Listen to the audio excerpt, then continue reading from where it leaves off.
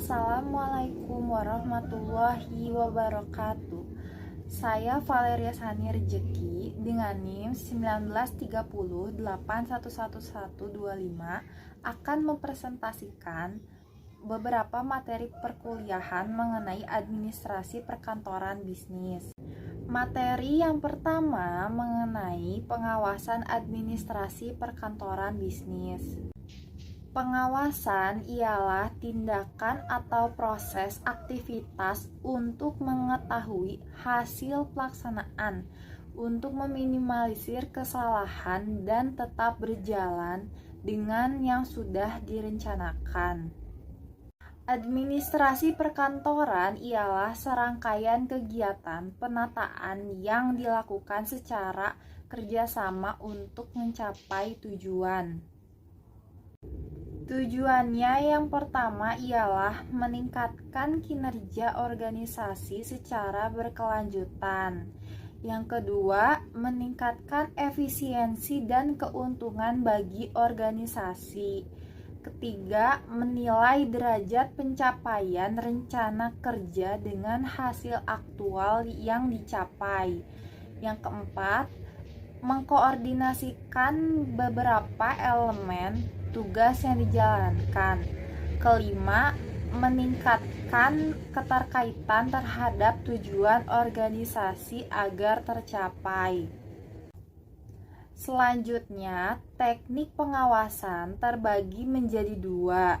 Yang pertama, teknik pengawasan kuantitas terdiri dari overtime, temporary help, part-time help, floating work unit, dan yang terakhir cycle billing. Yang kedua adalah teknik pengawasan kualitas terdiri dari inspeksi total, pengontrolan kualitas dan statistik, pengecekan pada area tertentu, dan kesalahan nihil. Materi yang selanjutnya adalah administrasi perkantoran bisnis, yang di dalamnya terdapat produktivitas kerja. Produktivitas kerja merupakan hasil kerja dari seorang karyawan. Hasil kerja ini ialah proses bekerja yang menghasilkan suatu barang atau jasa. Dalam kontrol produktivitas kerja, terdapat bagian di dalamnya yaitu pengukuran kerja. Pengukuran kerja di sini menitikberatkan pada berapa lama tugas dapat diselesaikan dan hal terpenting dalam perencanaan. Tujuannya adalah untuk mengefisiensikan waktu dalam melakukan pekerjaan di perusahaan. Dalam pengukuran kerja terdapat beberapa teknik yang dapat digunakan untuk mengembangkan standar kerja yang akan mempengaruhi kualitas dari suatu perusahaannya.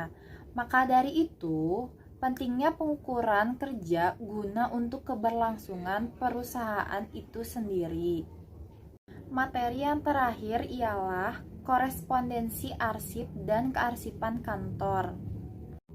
Korespondensi adalah proses surat menyurat antara pihak-pihak yang saling berkiriman surat, baik itu antar pegawai maupun di luar instansi. Jenis surat korespondensi itu ada dua. Yang pertama adalah korespondensi eksternal dan yang kedua adalah korespondensi internal. Sedangkan arsip dan kearsipan adalah salah satu sumber informasi penting yang dapat menunjang proses kegiatan administrasi maupun birokrasi. Sebagai rekaman informasi dari seluruh aktivitas organisasi, arsip berfungsi sebagai pusat ingatan, alat bantu pengambilan keputusan, bukti eksistensi organisasi, dan untuk kepentingan organisasi yang lain. Sekian yang dapat saya sampaikan. Mohon maaf bila ada kekurangan.